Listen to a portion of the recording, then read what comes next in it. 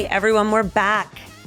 It is, I think, episode 30 of the Fucking Ridiculous podcast here with me and Nicole. And if it's not 30, then it's 29. So 30 or 29, who knows? Who knows where we are?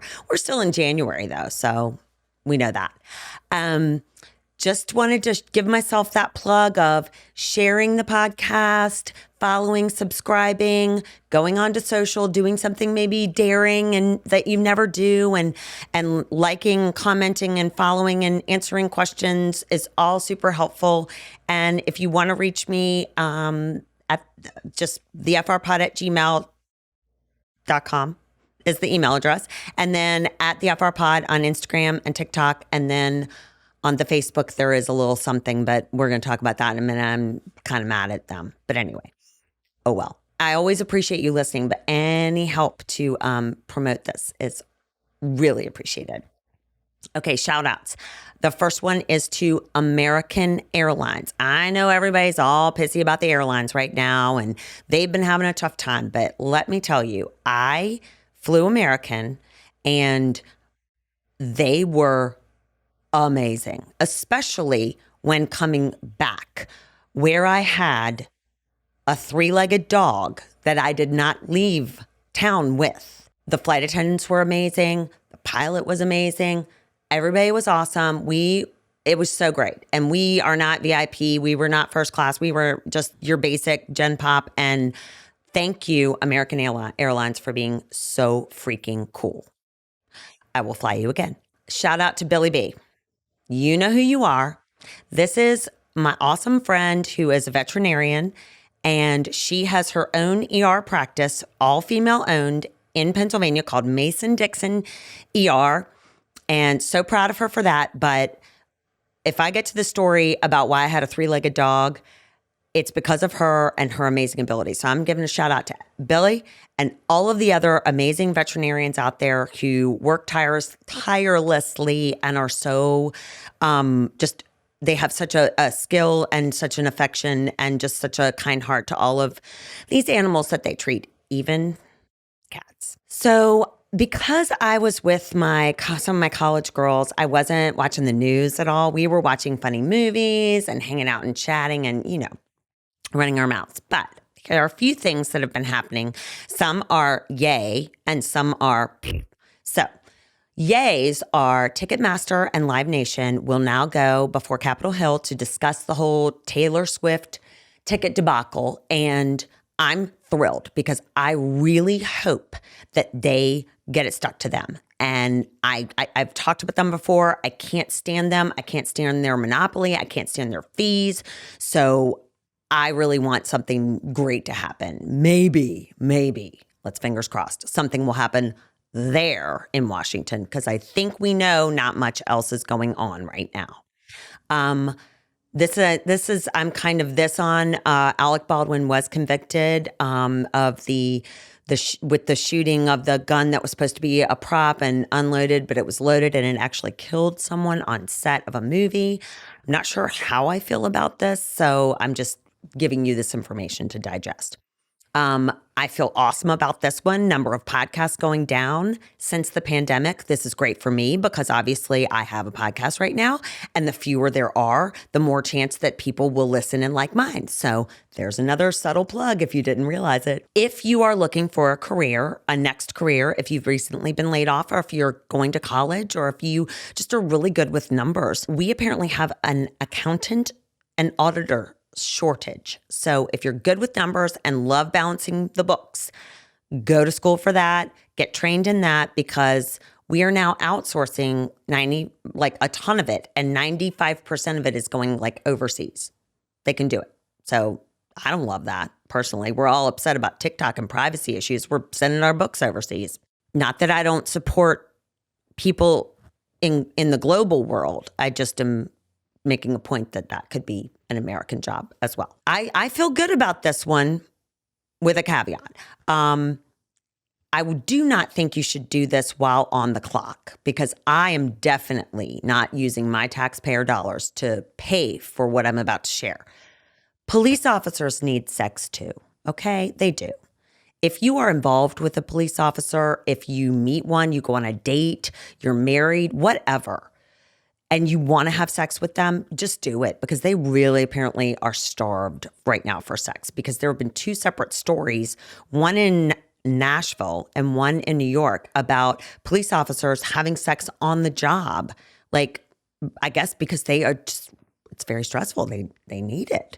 The funnier one was the one that it was 2 police officers in a police car in New York, and someone called 911 on them because of the screaming from the car, which I mean, it begs so many other questions, but I do see the irony, and I think it's pretty funny. But anyway, so police officers need sex too.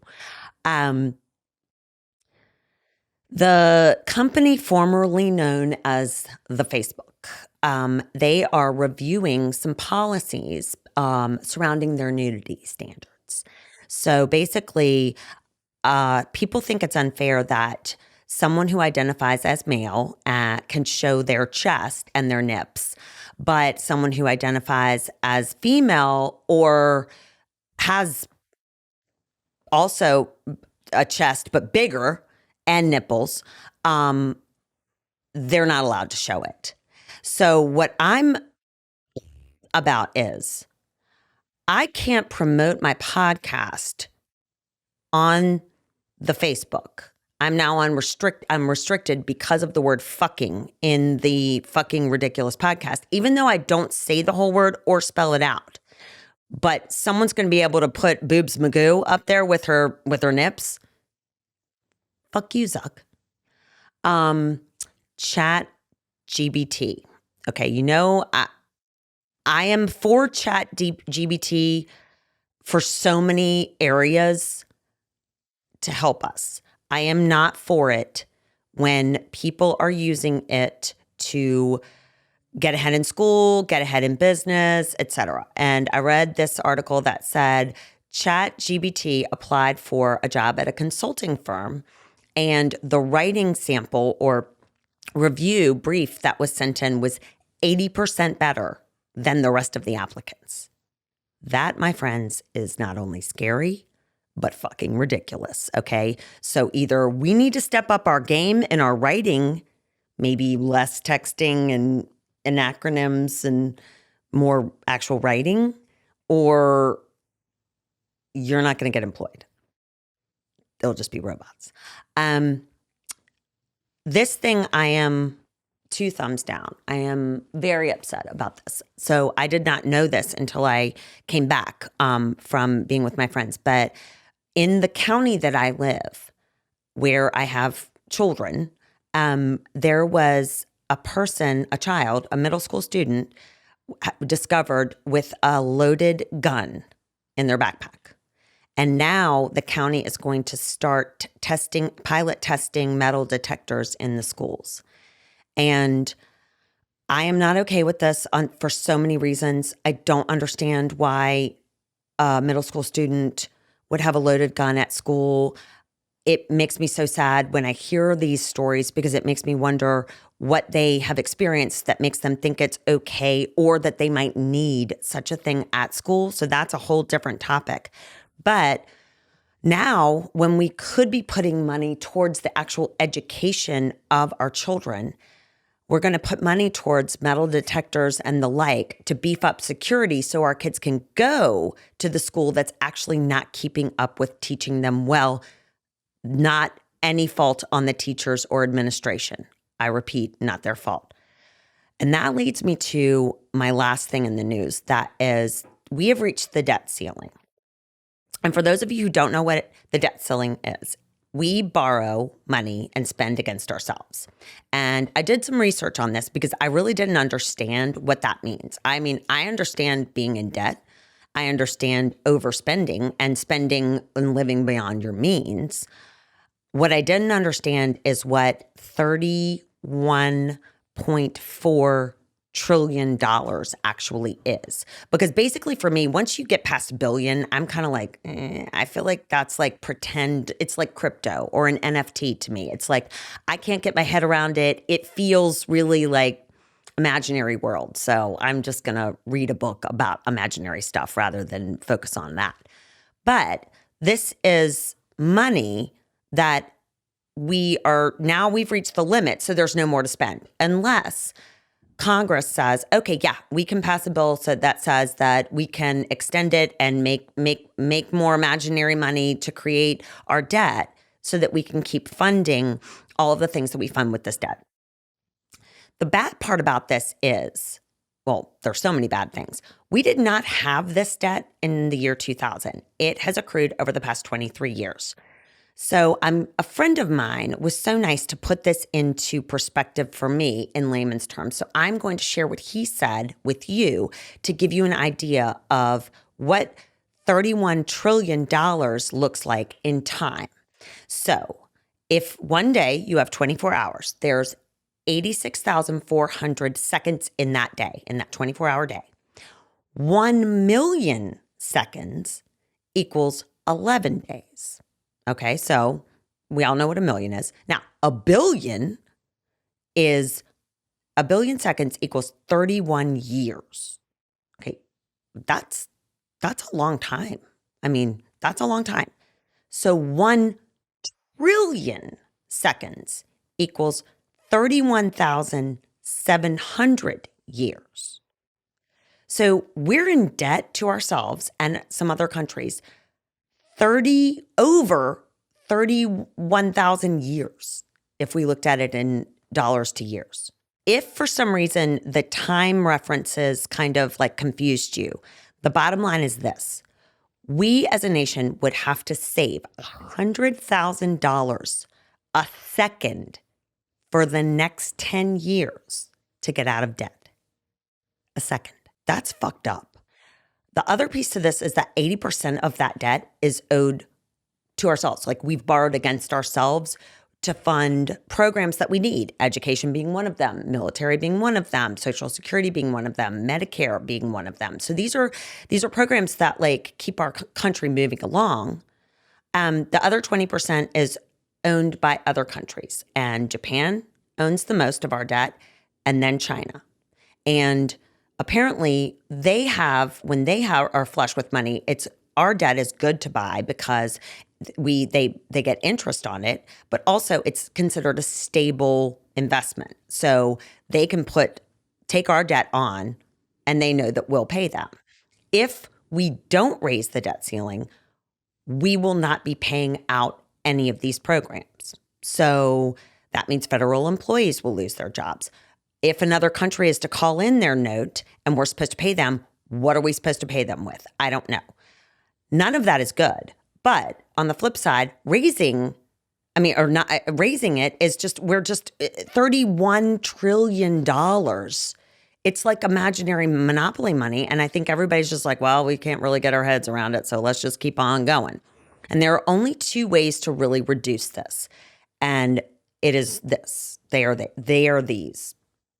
One, stop overspending. So that means we have to cut money from programs that we all want to support to help the greater good, but we're going to have to make some tough decisions on that. The second part is raising taxes, and nobody wants that. However, that's how the government makes money, is taxes. So while no one wants to do any of those things, we're going to have to start making some hard decisions because we are in trouble as a nation. And I think the living beyond our means metaphor extends to everyone in the United States for the most part. So I think we all need to start looking internally and be like, what could we possibly live without? And I say this just as much to myself as I do to everyone else. But that right there is the debt ceiling reach explained by Nicole. So this kind of led me into when I was researching all of this, I was like, gosh, where do I go to really learn about what this means and be able to trust the source? Because lately I've been hearing, I thought I was going to trusted sources. I have 7 or 8 different newsletters and I listen to a bunch of different podcasts to get my news, which this podcast has really helped me to become more knowledgeable in the world and what's going on. But I don't know sometimes, is this biased? And I didn't even think it was biased or know it was biased. So I'm trying to find unbiased sources. So that's first part. Then you look at the fact that, Congress is a bunch of childish little babies. And our past few presidents are right now like stealing and taking things home with them when they're not supposed to. And even if it's just a tiny piece of paper, stealing is stealing, like, and then lying about it or forgetting about it. I get it, but stop that shit. That's awful. George Santos. I mean, I feel sad for this man. He's made up his entire life. He probably in his head thinks that this is actually his life, the life that he created for himself on paper. And I think that is horribly sad. So my bottom line is, who are we to trust right now? Because it's either black or it's white. And I don't mean that in a racial standpoint. I just mean like it's this or it's that. And there's a lot of gray area, and I need to find a little bit more of that.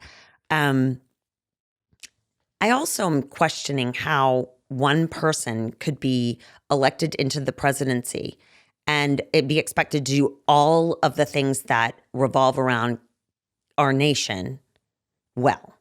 They can't. So they've got to support themselves with other super smarties that don't have a financial interest in it.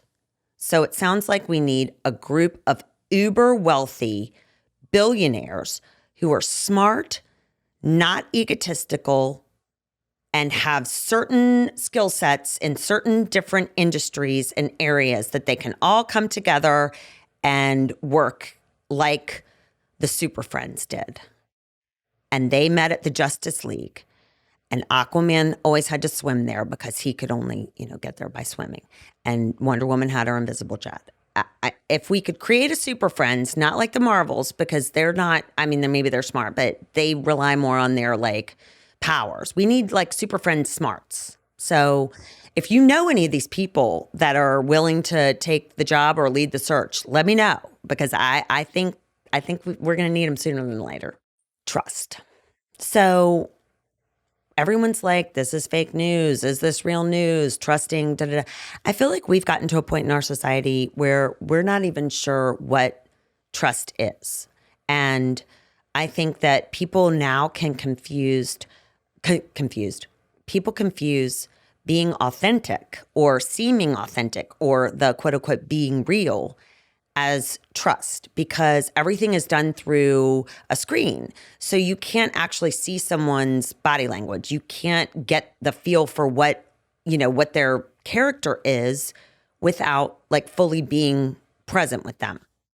And I use this because I get a lot of cellulite creams on my Instagram feed, because everyone in the world knows that I have a large badonk and I don't love the way it's looking lately. And so my Instagram feed is full of booty creams and this is going to look like this and this. And if I had $1 for every single one I flagged, I would have $25.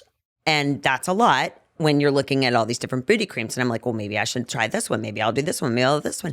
And a lot of it's from who I'm watching or who I'm looking at. And then I started thinking to myself, I'm like, okay, does she even use it? Does she just lunge for the 86,000 seconds a day, like all day long? Is she squatting? Is she not? Is it genetics? I don't know. I don't know where to go for this stuff. And so you can think something is authentic or think someone's being authentic and that you can trust them, but can you really? And so we spend too much, we live beyond our means, and we're struggling with long-term focus. And do we have enough sources to trust to actually find answers on how to fix some of these issues? I don't know. But this leads me to your friends.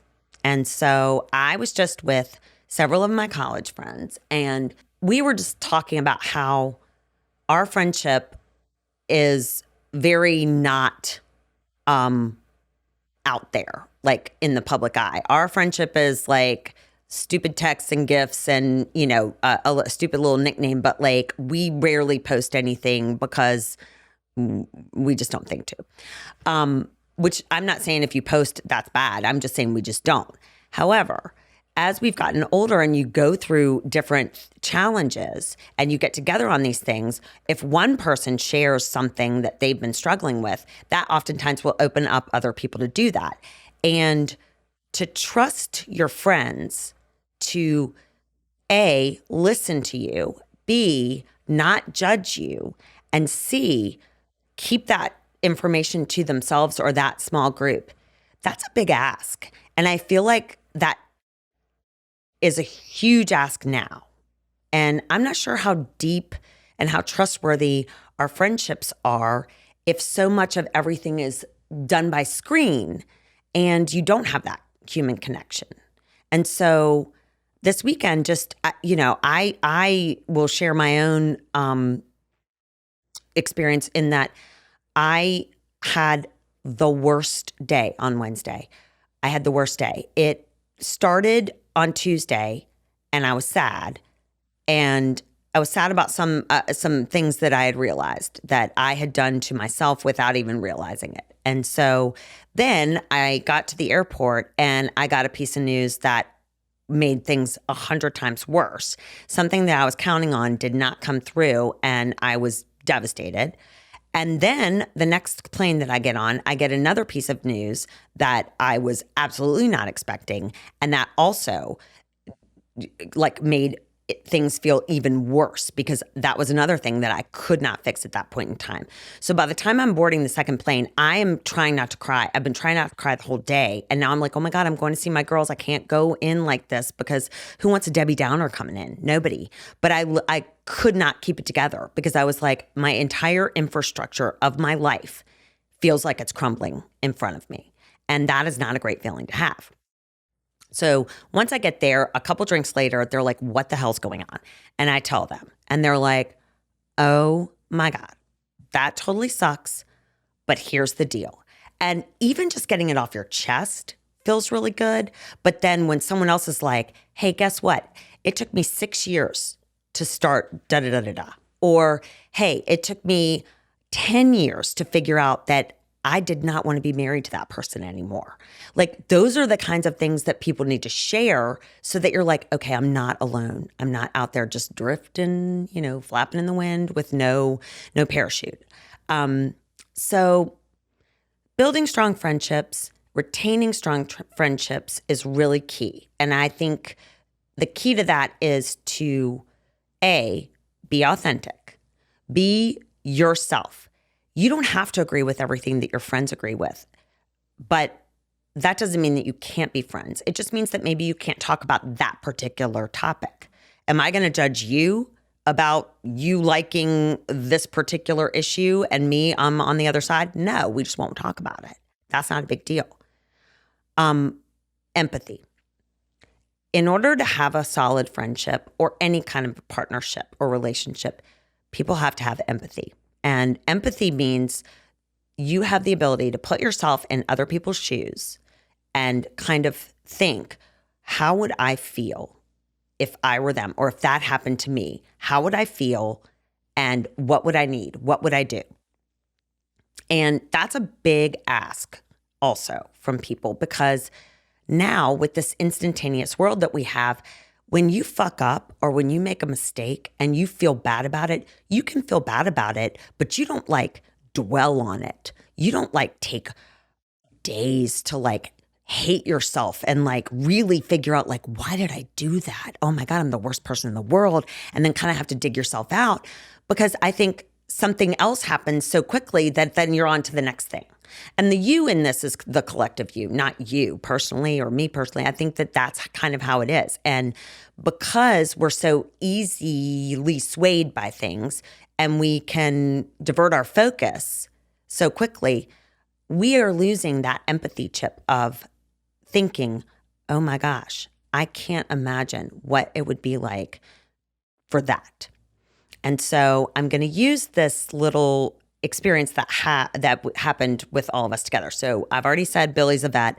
And so we were all visiting Billy. And she was working part of this time as a veterinarian. Sorry, not a veteran.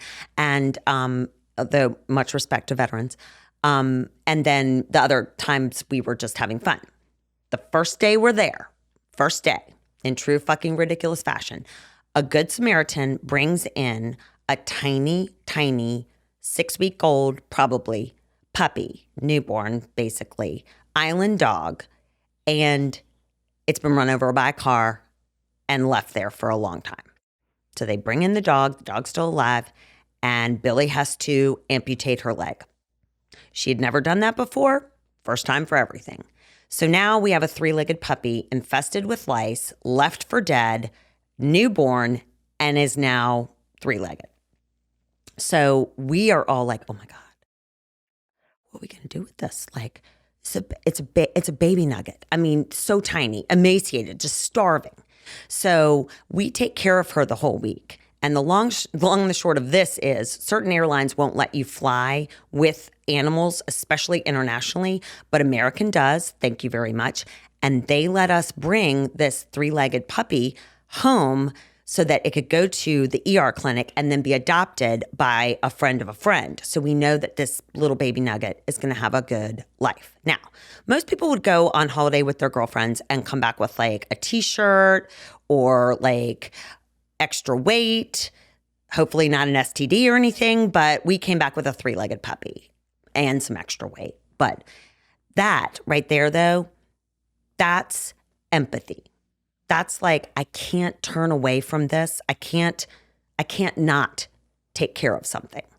And maybe that wasn't the best analogy, but it just shows like, even if one person in the group was like, this dog, that didn't matter because we were all invested in this dog and we were like, we are not letting this dog die. We are taking care of this thing. So empathy, trust, honesty, being your authentic self. Being your authentic self means you're not pretending that you like something or you are something that you're not. It's just not. Like, if you don't like XYZ, it's okay to say that you don't like it and people will still like you. So I don't know. I'm trying to be my authentic self and gain trust with you guys, which is why I look like this. This is what my hair looks like when I shower. And I don't dry it, except for right here, I dry it. This is what it looks like. So it's super poofy and like takes up a lot of room, okay? But I'm doing this for you because it's not so pretty, but it's real. So to recap, number 1, authenticity.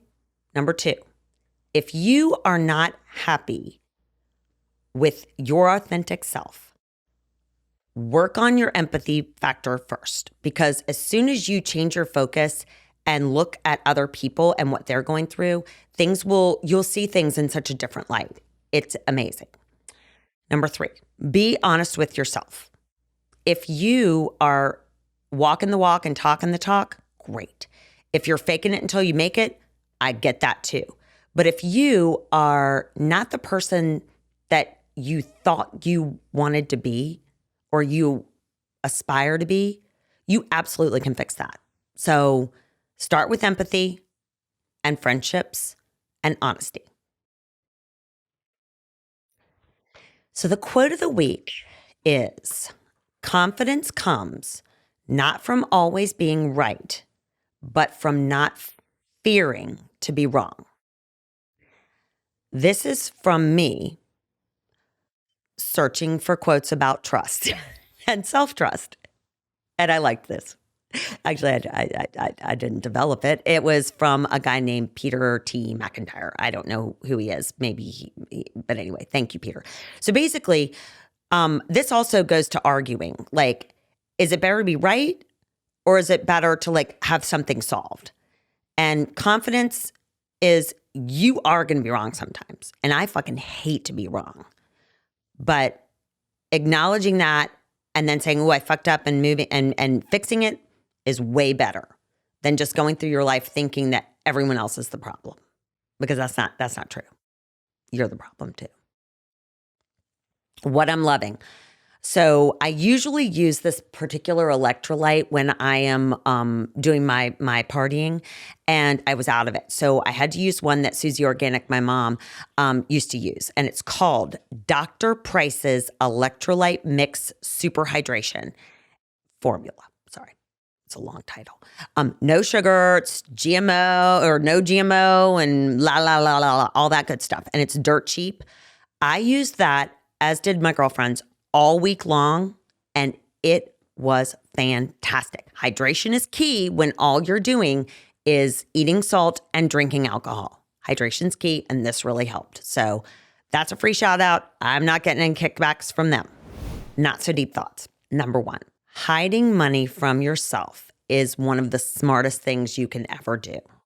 And because I'm so ADD and I move on to the next thing, I forget to do those kinds of things, like check my money and like if I have something here, I'll forget, right? So long story short, I started a 401k at a job and thought I had rolled it over, but didn't. And many years later, they finally get a hold of me and they say, hey, you've got this account. And I was like, dude, it's probably like $7. Just cash it in and give it to charity. And they were like, no, it's more, that I had no idea existed because I forgot about it. So start a 401k, start a savings account at a different bank, have withdrawals come out of your bank account and go somewhere else that you can forget about it, because finding money is awesome. Number 2, it's kind of a 1A, 2. Always, never check your pockets before you switch out your clothes. Because I was trying on clothes to go on this trip and I was super upset. I had to put on cutoff shorts and I was like, oh, this is going to be disgusting. I put them on and thank goodness they buttoned, and I felt in the back pocket, pulled out 5 $20 bills. I mean, come on. I was so excited. That was the one bright spot of Tuesday that happened. Number 3, and this one's actually super important, and it goes back to being authentic. When you're flying on a plane, if you are not a cool person, this is where I want you to go against my advice and do not be your authentic self and be cool. If you are not cool on a plane, fucking be cool. We're all in the same tin can. Do not be an asshole. Don't. You don't have your own personal flight attendant. We're all in the same size seat. Shut the fuck up. That's all I'm going to say about that. We'll get into more flying etiquette at another time. Next week, we're going to talk about empathy, and we're going to talk about relationships and marriage. And I appreciate you listening to this, because this was kind of like a lot of stuff that was on my mind, but hopefully you learned something, and maybe you didn't laugh as much as you could have. Oh, but I will give you these last 3 things. Okay, so 3-legged dog, day 1 of vacation, amputation of the puppy. Day 2, septic system overflows. So can't use the bathroom. Literally, the thing is pouring out into the streets. Nice. Day 3, I am talking to a family at a bar because everyone wants to leave, and I strike up a conversation with them. Lovely family. And I wind up pocketing the dad's phone. Well, I don't know it until an hour later. And 3 minutes after I discover that I have somebody else's phone, knock, knock, knock. That family found me, and I told them virtually nothing other than I was staying with a vet. So that is a lesson to be learned in don't overshare, because it was amazing that they could find our house so quickly. But the next day, when the rental car wouldn't start, the people from the rental car agency who live on the island couldn't find our house after 17 phone calls. So family from Minnesota, 30 minutes. Hertz people, 20 hours. So yeah. Then we had to walk home from dinner because the minivan that was rented wouldn't start. So, it's always a ridiculous potpourri of bullshit happening. But the long and the short was, it was such a good trip. I love my friends so much. I want to consider you one of my friends as well. So hit me up on social or the email. And thank you so much for listening. And remember, it's all going to be fine. And I will recap that one little rant that I had when I told my friends everything that was going on. I felt so much better, and the next day I woke up and actually things did not feel nearly as heavy, and I knew everything would be fine. So have a great rest of the week.